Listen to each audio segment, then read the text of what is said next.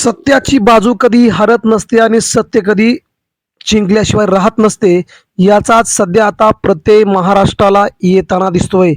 Supreme कोर्टात उद्धव ठाकरे यांच्या बाजूने शिवसेना आणि धनुष्यबाण चिन्ह येणार. महाराष्ट्राच्या राजकारणात भूकंप घडवणारा महत्त्वाचा टप्पा मित्रांनो, सुप्रीम कोर्टातून अतिशय महत्त्वाची बातमी सविस्तरपणे जाणून घेऊया. उद्धव बाळासाहेब ठाकरे पक्षासाठी महाराष्ट्राच्या राजकारणातील शिवसेना प्रमुखांची शिवसेना प्रमुखांचं चिन्ह हे पुन्हा एकदा ठाकरेंच्या हाती. नेमकं काय घडलंय काय आणि पाठीमागे काय होणार आहे, या सगळ्यांचा घेतलेला महत्त्वाचा आढावा सविस्तरपणे आपण हा व्हिडिओ अगदी शेवटपर्यंत बघा. महाराष्ट्राच्या राजकारणात गेल्या 2 वर्षांपासून सुरू असलेला गोंधळ, शिवसेना गोंधळ, फूट आणि सत्ता संघर्ष आता निर्णायक टप्प्यावरती पोहोचलेला दिसून येत आहे. सुप्रीम कोर्टाने काही दिवसांपूर्वी घेतलेल्या सुनावणीमध्ये उद्धव ठाकरे यांच्या बाजूने वातावरण झुकत असल्याचे संकेत थेट थेट महाराष्ट्राला दिले होते. महाराष्ट्रामध्ये उद्धव ठाकरे यांच्याशी बेईमानी झाली, काही गद्दारी करून काही नेत्यांनी ठाकरेंना सोडण्याचा प्रयत्न केला आणि आपण स्वतः सत्तेमध्ये गेले, अशा प्रकारचं राजकारण मुंबईसह महाराष्ट्राने पाहिलेलं आहे. मग आता त्याच लोकांना खूप मोठा झटका, खूप मोठा फटका बसताना दिसतोय, जाणवतोय. मित्रांनो, यामध्येच आपण जर पाहिलं तर धनुष्यबाण कोणाचा हा केवळ चिन्हाचा प्रश्न राहिला नसून तो राजकीय अस्तित्व, शिवसेना प्रमुख बाळासाहेब ठाकरे यांच्या वारशाचा आणि महाराष्ट्रातील सत्ता संतुलनाचा प्रश्न बनलेला होता. याचमुळे हा भावनिकतेचा प्रश्न उद्धव ठाकरे यांच्या शिवसेनेसाठी अतिशय महत्त्वाचा होता. शिवसैनिक हे मातोश्रीशी कधीही वैर न घेणारा, मातोश्रीवरती जीवापाड प्रेम करणारे म्हणजे मातोश्रीवरती आपला जीव ओवाळून टाकणारे काही शिवसैनिक आज देखील आपल्याला महाराष्ट्राच्या कानाकोपऱ्यात पाहायला मिळतात. जर शिवसैनिकांना खायला नसेल तरी देखील ते नेते, ते शिवसैनिक, सामान्य घरातील शिवसैनिक आजही ठाकरे परिवाराच्या बाजूने आहेत. त्यांना दुसऱ्यांनी कोणी पैसे देऊन फोडण्याचा प्रयत्न गेला तरी देखील ते ठाकरेंची साथ सोडायला तयार नाहीत. 2022 साली एकनाथ शिंदे यांनी जेव्हा बंड केलं तेव्हा सगळ्यात मोठा त्रास झाला, सगळ्यात मोठं टेन्शन, सगळ्यात मोठी धक्कादायक बाब आली ती सामान्य शिवसैनिकांसमोर. सामान्य शिवसैनिक दुखावला होता, सामान्य शिवसैनिक हृदयापासून मोडला होता, कोलमडला होता. त्याला उठवणं खूप गरजेचं होतं, कारण की तीच शिवसेना, ज्या शिवसेनेने आतापर्यंत बघत आले, ज्या शिवसेनेने आतापर्यंत इथपर्यंत पोहोचवलं, तीच शिवसेना आपल्या हातातून जात होती. 2022 साली एकनाथ शिंदे यांनी बंड करून उद्धव ठाकरे यांचं सरकार पाडलं.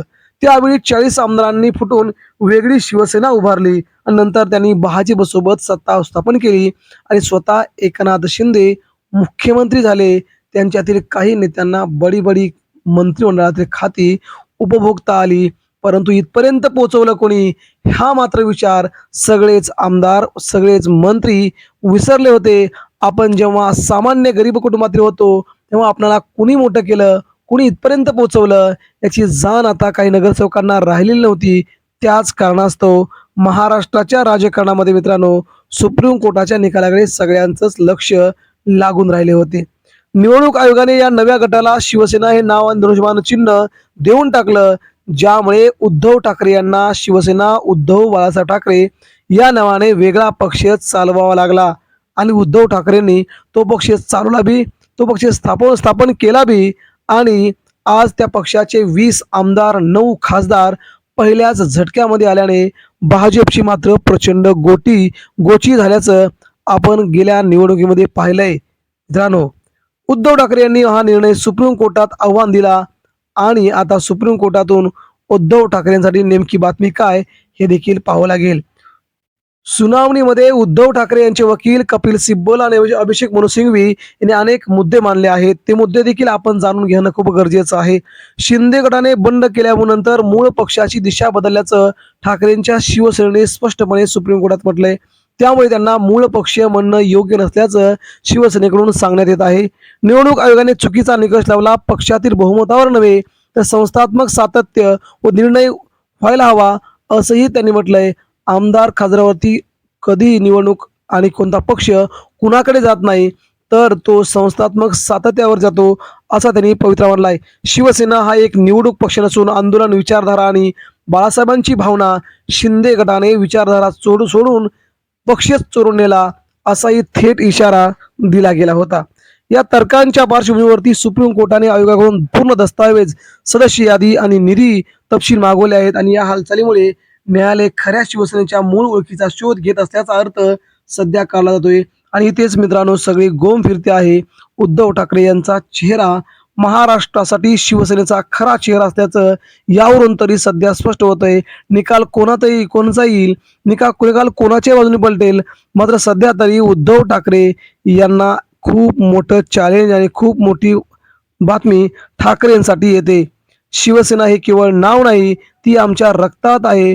बाळासाहेबांची विचारधारा आम्ही जपली आहे आणि आम्ही हिंदुत्वावरून कधीच दूर गेलो नाही, असं मुंबईतील सामान्य शिवसैनिक म्हणतायत. त्यांनी मुख्यमंत्रीपदाच्या काळातही मराठी अभिमान, मुंबईचा विकास आणि समान धर्मनिरपेक्ष भूमिका या तिन्ही गोष्टी एकत्र ठेवण्याचा प्रयत्न केला. शिंदे गटावर त्यांचा आरोप स्पष्ट आहे.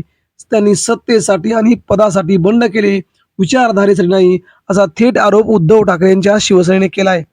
मुख्यमंत्री एकनाथ शिंदे यांच्या वकिलांनी सुप्रीम कोर्टामध्ये आपली बाजू मांडताना म्हटले, उद्धव ठाकरे यांनी पक्षातील बहुमत असलेल्या आमदारांकडे दुर्लक्ष केले. आम्ही बाळासाहेबांची खरी शिवसेना आहोत, कारण आम्ही त्यांच्या हिंदुत्व मार्गावर चालत असतो. उद्धव ठाकरेंनी काँग्रेस राष्ट्रवादीशी हातमिळवणी करून सत्तेमध्ये सामील होण्याचा जो प्रयत्न केला तो कुठेतरी खटकला आणि आता मित्रांनो महाराष्ट्राचं राजकारण पूर्णपणे फिरतंय ते उद्धव ठाकरे यांच्या बाजूने. शिवसेना पक्ष, शिवसेना धनुष्यबाण चिन्ह उद्धव ठाकरेंच्या बाजूने फिरण्यासाठी अनुकूल स्थिती आता तयार झाल्याचं जाणवतंय. या स्थितीवरूनच महाराष्ट्रामध्ये उद्धव ठाकरे पुन्हा एकदा महाराष्ट्रात आपला पक्ष, आपली शिवसेना घेण्यात यशस्वी होतील असा संकेत सध्या मिळू लागलाय. दुसरीकडे मित्रांनो उद्धव ठाकरे आणि शिवसेना प्रमुखांनी गेली 50 वर्ष महाराष्ट्रामध्ये आपल्या मातोश्रीवरती शिवसेना पक्ष आणि धनुष्यबाण चिन्ह यांचं आपल्या देव्हाऱ्यामध्ये पूजन केलंय. ही बाब महाराष्ट्रासाठी खूप महत्वाची, अभिमानाची आहे आणि तोच पक्ष, तोच धनुष्यबाण पुन्हा एकदा मिळवण्यासाठी उद्धव ठाकरेंनी सर्वतोपरी पणा लावलाय. या सगळ्या घडामोडी महाराष्ट्राच्या राजकारणासाठी खूप महत्वाच्या आहेत मित्रांनो. या सगळ्या घडामोडींमध्ये उद्धव ठाकरेंच्या हाती शिवसेना येईल, ती मात्र 21, 22, 23, 24 जानेवारी दरम्यान हा निकाल मात्र ठाकरेंच्या बाजूने फिरेल अशी शक्यता सध्या बळावते. मित्रांनो, आपणास काय वाटतंय? उद्धव ठाकरे यांच्या शिवसेनेसाठी शिवसेना कुणाची, धनुष्यबाण चिन्ह उद्धव ठाकरेंच्या हातात येणार का? याबद्दल आपल्याला काय वाटतंय? शिंदे सेनेला सर्वात मोठी चपराक बसून पुन्हा एकदा उद्धव ठाकरे यांच्या हाती शिवसेनेचा धनुष्यबाण चिन्ह आणि पक्ष जानेवारीमध्ये आपल्या सगळ्यांना बघायला मिळेल का? आपलं काय मत आहे? आपण देखील आपल्या प्रतिक्रिया आमच्यापर्यंत पोहोचवा. महाराष्ट्रात पुन्हा ठाकरे सरकार हे तुम्हाला बघायला आवडेल का? याबद्दल देखील आपण आपल्या प्रतिक्रिया द्या. धन्यवाद. जय हिंद.